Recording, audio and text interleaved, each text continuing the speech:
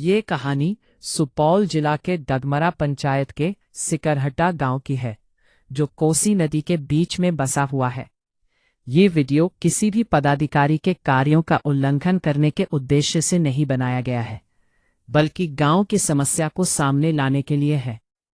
करीब 9 साल पहले, साल 2017 में इस गांव में एक सोलर प्लांट लगाया गया था। हालांकि ये सरकारी था या प्राइवेट, इसकी पूरी जानकारी उपलब्ध नहीं है। इस प्लांट को बनने में लगभग 2 साल लगे। इससे पहले गांव के लोग लालटेन और छोटे बल्ब के सहारे अपना जीवन चला रहे थे। सोलर प्लांट लगने के बाद गांव में रोशनी आई और लोग काफी खुश हुए, लेकिन ये खुशी ज्यादा दिन तक नहीं टिक सकी। साल 2021-22 तक, यानी लगभग 4-5 साल बाद, सोलर सिस्टम की बैटरियां कमजोर होने लगी और इन्वर्टर भी खराब हो गया। गांव के लोगों को उम्मीद थी कि कोई तकनीकी कर्मचारी इसे ठीक करने आएगा, लेकिन 4 साल बीत जाने के बाद भी कोई नहीं आया। गांव के कुछ लोगों ने संपर्क करने की कोशिश की, लेकिन कोई जवाब नहीं मिला। इसके बाद गांव के कुछ युवाओं ने अपने स्तर पर सोलर से लाइट जोड़ने की कोशिश की, लेकिन ये व्यवस्था सिर्फ कुछ दिन तक ही काम कर पाई, क्योंकि जब तक सूर्य रहता था तब तक ही लाइट रहता था। जैसे ही सूरज ढलता, पूरा गांव अंधेरे में डूब जाता। ये व्यवस्था भी कुछ समय बाद पूरी तरह बंद हो गई और तब से गांव अंधेरे में रहने को मजबूर हो गए। साल 2025 में जब चुनाव हुए, तब सम्राट चौधरी द्वारा गांवों में बिजली पहुंचाने की बात कही गई।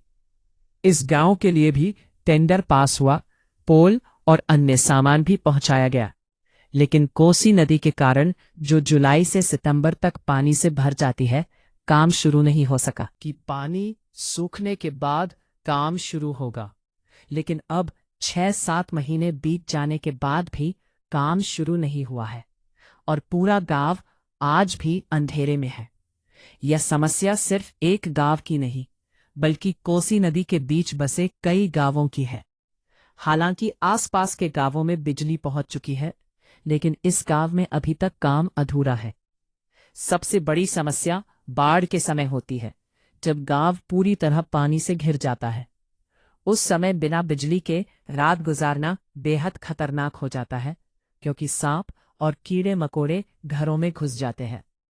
ऐसे हालात में गांवों के लोग माल मवेशी, बच्चे इत्यादि को मजबूरी में सुरक्षित स्थान पर ले जाने को विवश हो जाते हैं।